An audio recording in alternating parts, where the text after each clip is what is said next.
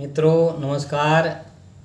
मैं आज आपको अमावस्या तथा पूर्णिमा के बारे में बताना चाहता हूँ।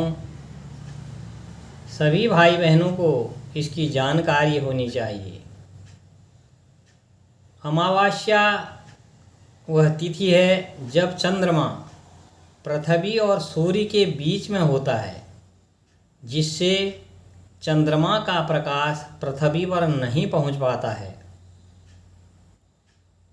पूर्णिमा वह तिथि है जब चंद्रमा पृथ्वी के दूसरी तरफ होता है और सूर्य का प्रकाश उस पर पूरी तरह से पड़ता है, जिससे वह गोल और चमकदार दिखाई पड़ता है।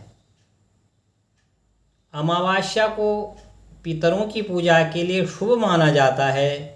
इस दिन तर्पण, श्राद्ध आदि कर्म किए जाते हैं, जबकि पूर्णिमा को व्रत, पूजा पाठ और धार्मिक अनुष्ठानों के लिए शुभ माना जाता है।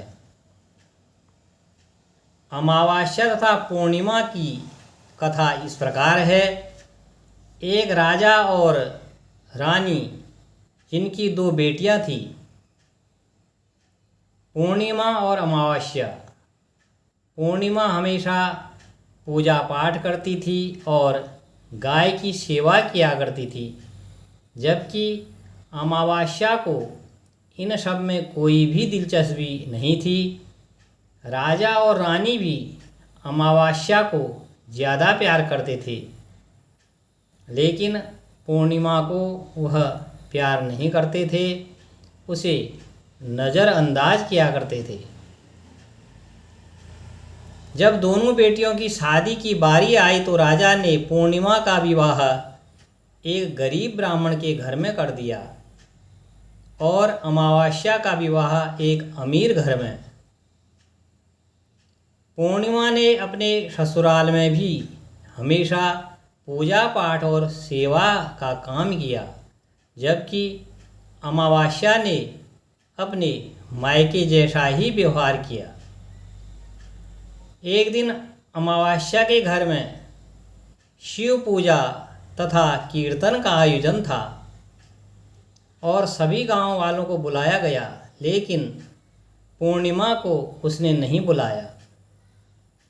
जब पूर्णिमा की पड़ोसन ने उसे बताया कि आज अमावस्या के घर में पूजा पाठ का आयोजन है, तुमको भी चलना चाहिए, तो पूर्णिमा ने कहा, मेरे को तो निमंत्रण है ही नहीं, मैं कैसे जाऊं। कुछ देर सोचने के बाद वह बिना बुलाए ही अमावस्या के घर चली गई और अमावस्या ने उसे प्रसाद तक नहीं दिया। वह निराश होकर लौट आई।